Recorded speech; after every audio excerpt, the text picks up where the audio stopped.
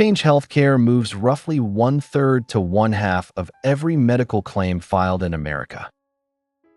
In February 2024, one stolen login, with no second factor behind it, put that entire pipe in the dark. Pharmacies stalled at the counter. Payrolls froze at rural clinics. This is how one password became the largest health data theft ever recorded in the United States. The doorway into that pipe was not exotic. On February 12, 2024, the ransomware group behind BlackCat, also tracked as ALPHV, used a stolen credential to reach a Citrix remote access portal inside Change Healthcare. That portal had no multi-factor authentication. One password, one open door into the billing backbone of American healthcare. Understand what Change Healthcare actually is. Not a hospital, not an insurer, a clearinghouse, the plumbing between doctors, pharmacies, insurers, and government programs.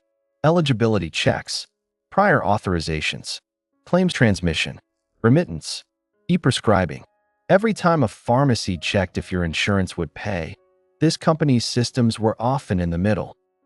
That plumbing is not small. Testimony and industry reporting put the total near 15 billion transactions a year. Fortune reporting valued the claims flowing through at near $1.5 trillion annually. Roughly one-third to one-half of the nation's medical claims, by different measures, touched Change Healthcare. That concentration was not an accident. UnitedHealth's Optum division bought Change Healthcare in October 2022 for roughly $8 billion after the Justice Department sued to block the deal, arguing it would hand one company too much claims data and too much market power. A judge approved the merger anyway.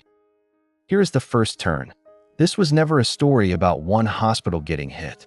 It was one clearinghouse, sitting on a third to a half of the country's claims, with a single login standing between attackers and the artery.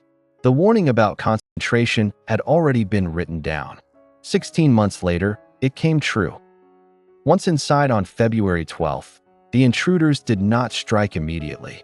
They moved quietly through the network for 9 days, mapping systems, reaching deeper, pulling data out before anyone raised an alarm. 9 days is a long time to sit inside the plumbing of American healthcare. Strip away the jargon, and the path was simple. A stolen login, a remote access portal with no second factor. 9 days of quiet movement inside the network. Then the ransomware itself. That is how a national claims system falls, not through a brilliant hack, but through one missing safeguard. On the morning of February 21st, the ransomware detonated. Change Healthcare's response was to sever its own connections, cutting Change's data centers off from the rest of Optum and UnitedHealth to stop the fire from spreading. It worked. It also meant flipping off the lights on national claims processing. What that shutdown meant on the ground was blunt. Pharmacists counting pills by hand because the system couldn't verify insurance. Rural practices watching payrolls slip because claims stopped moving. Prior authorizations stuck. Eligibility checks dead.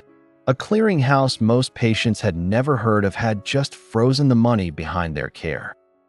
The FBI was engaged the same day, alongside Google, Microsoft, Cisco, and Amazon.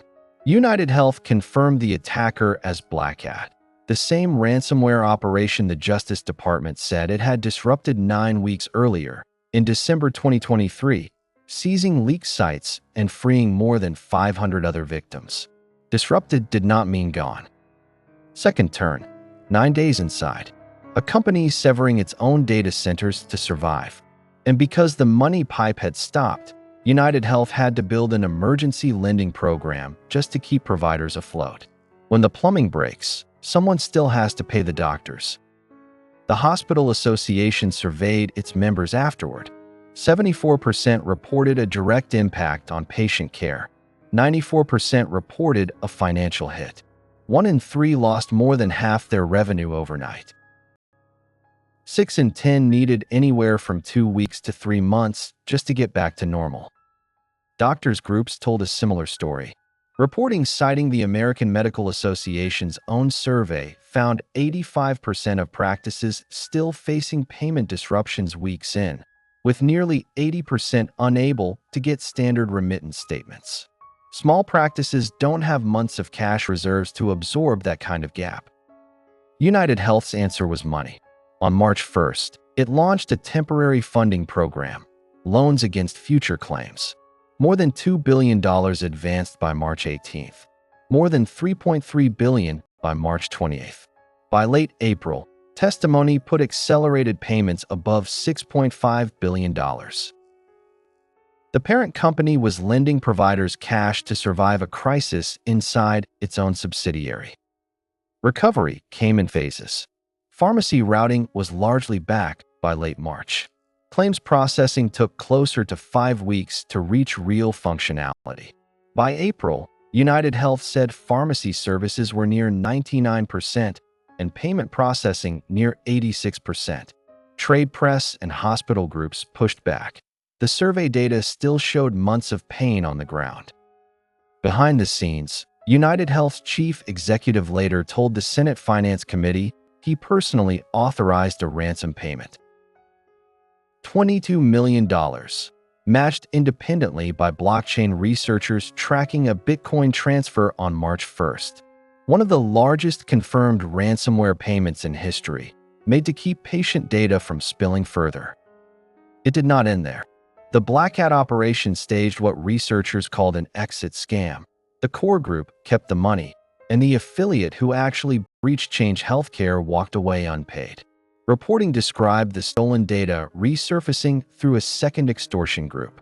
Paying $22 million had not made the problem disappear. Third turn, $22 million paid. Data still out there. And federal breach counts that started at roughly $100 million would keep climbing past $190 million for an attack the Justice Department thought it had already broken up weeks earlier. The federal count grew with every update. About 100 million notices by October 2024, past 190 million by January 2025. By mid-2025, regulators put the final figure at roughly 192.7 million Americans, more than half the country, and the largest health data breach ever recorded, surpassing Anthem's 2015 breach of 78.8 million. Add up the paper trail. 22 million in ransom, 872 million in first quarter costs. United Health's own full-year guidance eventually reached $2.3 to $2.45 billion.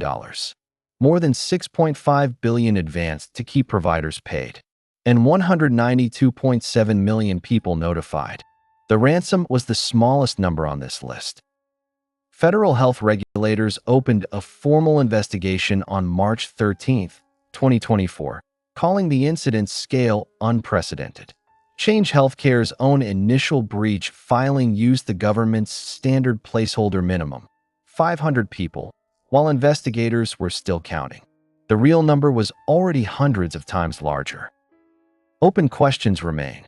Why did a portal touching national claims infrastructure have no second factor at all? Who ultimately answers for 192.7 million notices? Change, the providers who relied on it, or the regulators who approved letting one company hold this much of the pipe? Those answers are still being written. The lesson is not exotic. Multi-factor authentication on every remote access door, no exceptions, no legacy portals left uncovered. And a harder question for regulators. What happens when one company becomes the only road a third of an industry can drive on?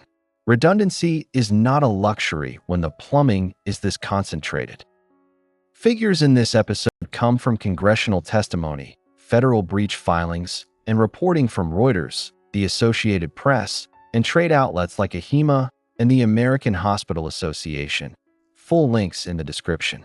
Which corporate failure should we open the file on next? This has been Corporate Breach.